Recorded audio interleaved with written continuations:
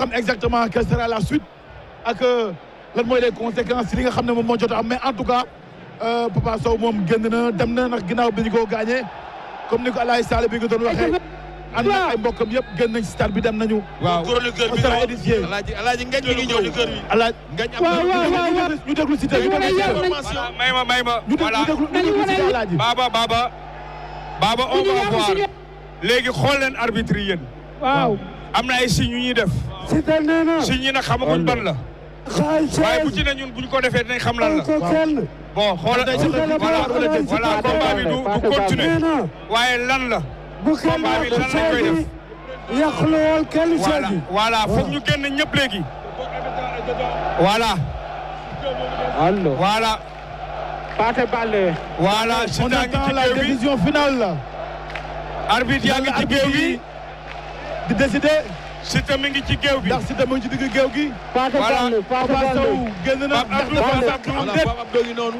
Pape Abdou daal xam naa ni. voilà Pape Abdou lan moo xew dans quelques instants Pape Abdou Fall lan moo xew.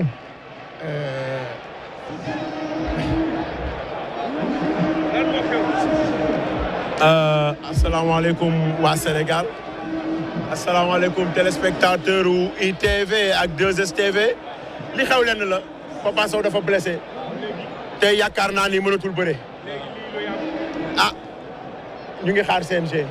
voilà ñu ngi ci géew bi ñu ngi xaar CNG mais Papa Sow moom mënatul bëre. mënatul bëre kon loolu leer blessé na na. décision médicale la.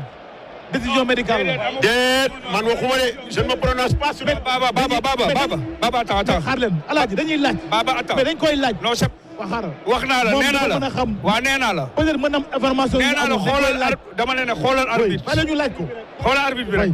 xoolal arbitre rek. waaw moo yor le dernier mot. mën na am information bu ñu amul. Baba c'est normal ñu laaj ko. waaw ci plateau léegi nañu xaar arbitre yi ñoom lan la ñuy décider. ginnaaw kon Papa Sow gaañu na. waaw merci beaucoup Pape Abdou. c'est-à-dire non j'ai une question. Pape Abdou. non dama benn question. Pape Abdou. waaw yow dem nga ba gis Papa Sow gis nga blessure bi wala gisuloo blessure bi. gis naa blessure bi.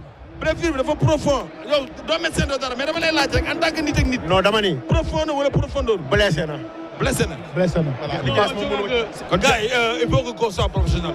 m'excuser le terme parce que la blessure là un corps arbitral dafa am solo ci événement donc ñun mënuñu wax benn décision tant que moom relation bi am entre le médecin ak ñoom décidé wuñ ko ni le promoteur ni les organisateurs amul kenn ku mën décision maintenant gisoo le président du CNG du chargé ay frappe génn na les organisateurs dañuy génn donc tout le corps qui sont à l'intérieur ñoo ñëpp dañuy génne maintenant les arbitres nag ñoom ñooy wax la décision finale.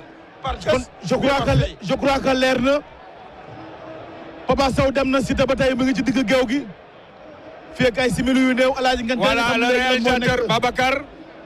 voilà bu ñu mënee am Siteu ci géew bi bu ñu mënee am Siteu ci géew bi. voilà bu ñu mënee am Siteu ci géew bi voilà est-ce que mën nañu am son bi ci géew bi son bi ci géew bi.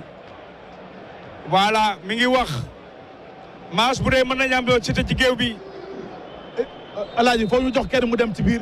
voilà loolu c'est le caméraman. il faut suñu micro dem foofu il faut kenn dem ci biir. su fekkee mën nañu synchro. ak voilà lu arbitre yi def. voilà. Siteu dafa croiser loxo yi moom ba ngay xaar.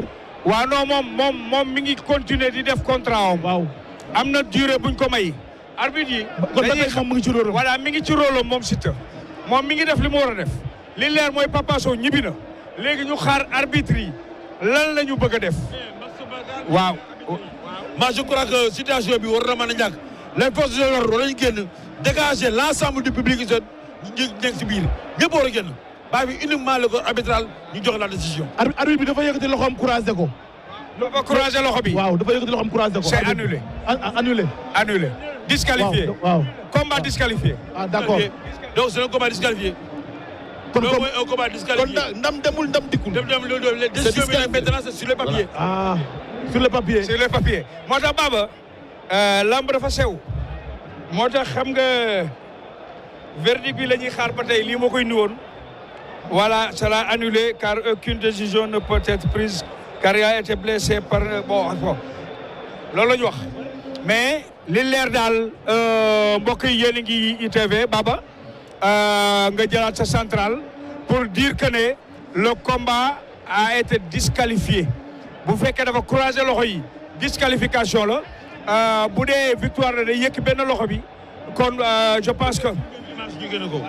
waaw bu ñu amee image yi ñu génn ko sinon xëy na mën nañu ko am suba ci arène sénégalaise un peu en français Omez pour cette journée de lutte qui s'est terminée vraiment avec douleur et tristesse. Un goût inachevé par l'indiscipline. Donc une indiscipline notoire du fait que Papa Sow est en train de faire son échauffement. Donc en ce moment, donc les supporters qui sont au niveau du stade quand même, au niveau des tribunes, ils ont commencé à lancer des chaises. De quel camp? À nous de garder la langue, parce qu'on ne peut pas savoir exactement le projectile, d'où ça vient. Maintenant, Papa Sow a eu à avoir le médecin a pris sa décision avec le corps arbitral et que les arbitres présents, ils ont demandé à ce que le combat soit quand même, il a dit, montré par geste que ses mains étaient croisées, donc c'est un combat disqualifié, arrêté, jusqu'à ce que les gens prennent une décision pour savoir exactement qui est le vainqueur et quelles seraient les conditions à tenir pour avoir exactement les conditions à tenir. Pas de verdict pour l'instant.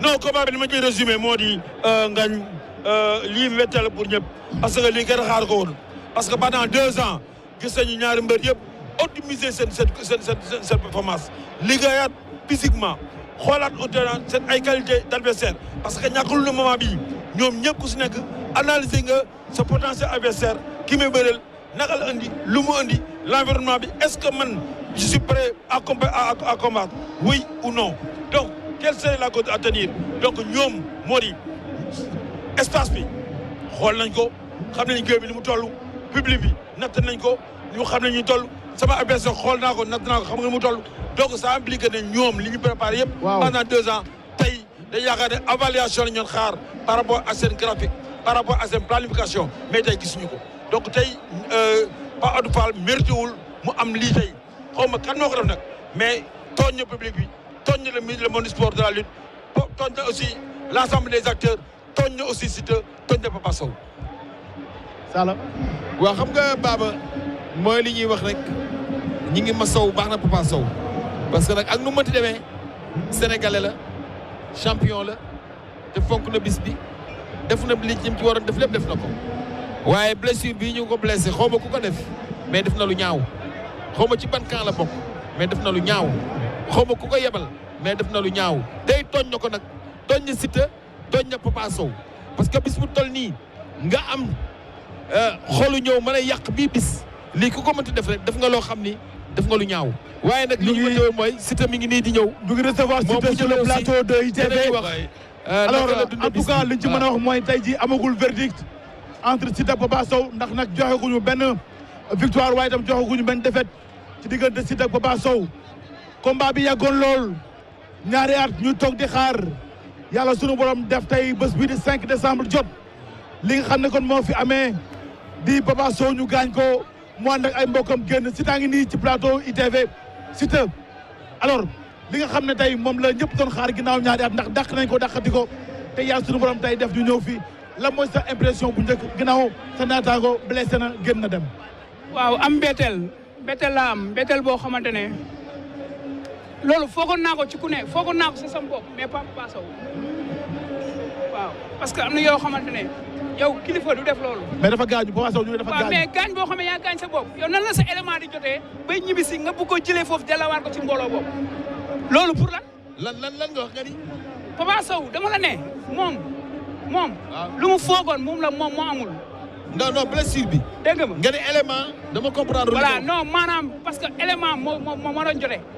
mais moom booy bi dellu si na. di ñibbisi. moom lan lay delluwaatee foofu. élément doon jotee ana tambour major ngay jël ak ñoom. mu dem fa ana ay géwél ngay jël ak ñoom. xoolal Omez. xamuñu luñ ko dóor gisuñu fuñ ko dóoree. ci mu kaayam la jógee ak traite ñëw. waaw mais en effet xam nga événement bi. waaw Siteu li kenn xaar ko woon. waaw le public bari nañ ci stade bi. waaw donc tey sa adversaire gaañu. waaw donc je crois que tey yow sa bopp. waaw boo ko war nga ko jël micro bi.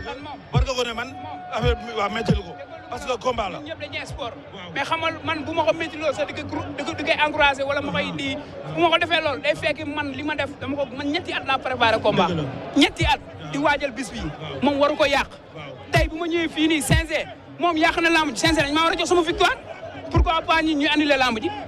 non xam nga décision médicale. non dëgg la Siteu dama nag xam nga règlement laa lay wax nañ tey parce que règlement dafa wax ne tey nit bu gaañoo même ci combat médecin bi moo am pour xool ko wax décision combat bi dañ koy arrêté wa ido mais bii xaaral Siteu rek bii combat amagul donc gaañu na donc lan mooy sa xalaat yow.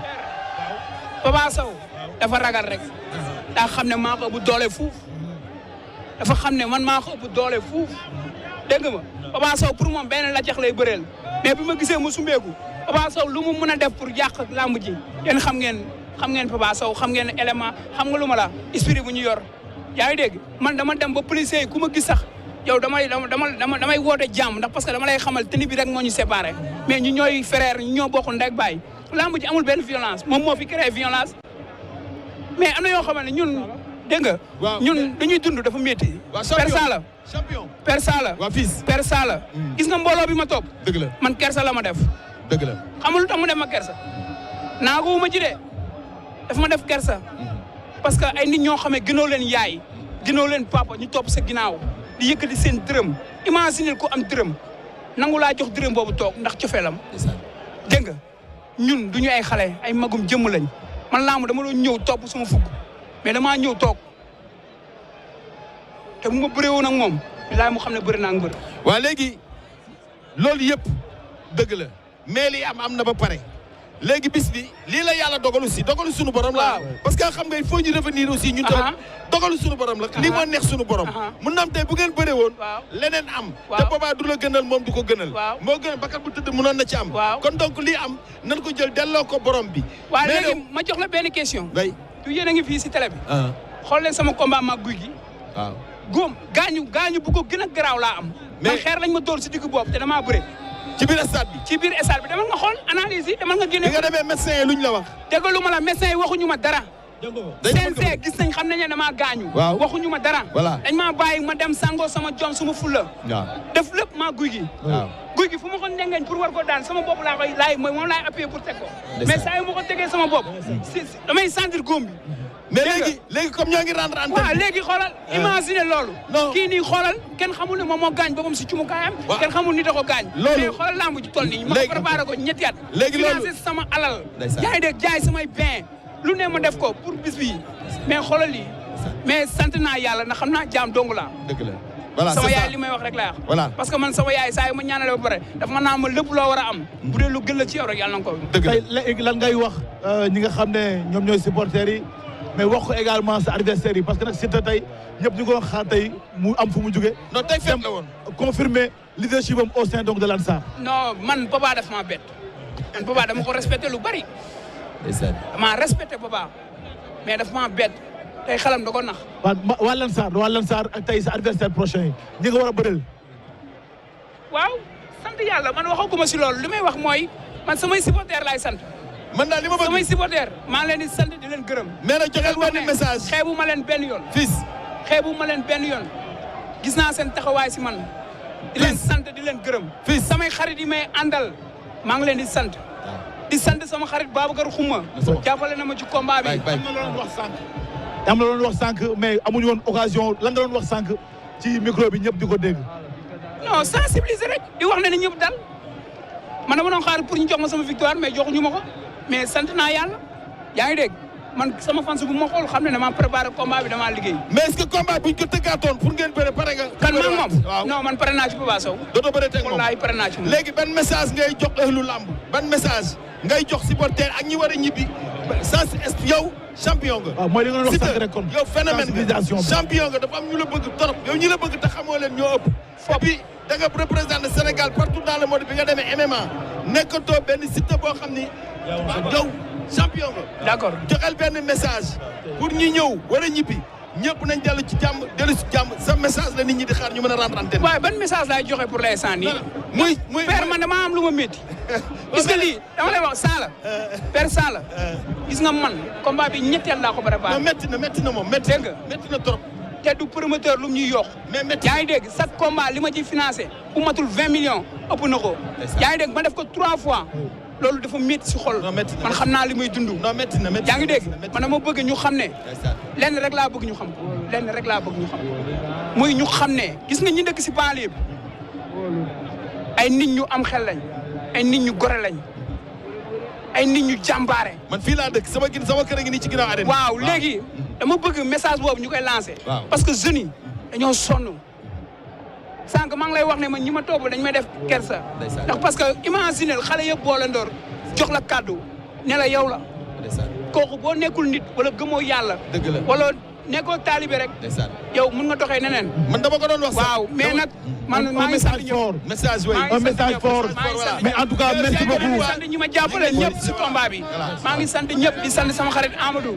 xarit maa ngi koy sant bu baax. merci beaucoup. di sant tarkandaay di sant waa Gambi. waa Gambi tarkindaay yi maa ngi leen di sant. di sant Serigne Sidi Mbacke Alxuraan. Serigne Sidi Mbacke Alxuraan maa ngi koy sant. barke Serigne Bamba. kon Gambie am na merci beaucoup Siteu et nos encouragements. c'est un phénomène. alors wax na ne nag tey jii amul verdict joxe gu ñu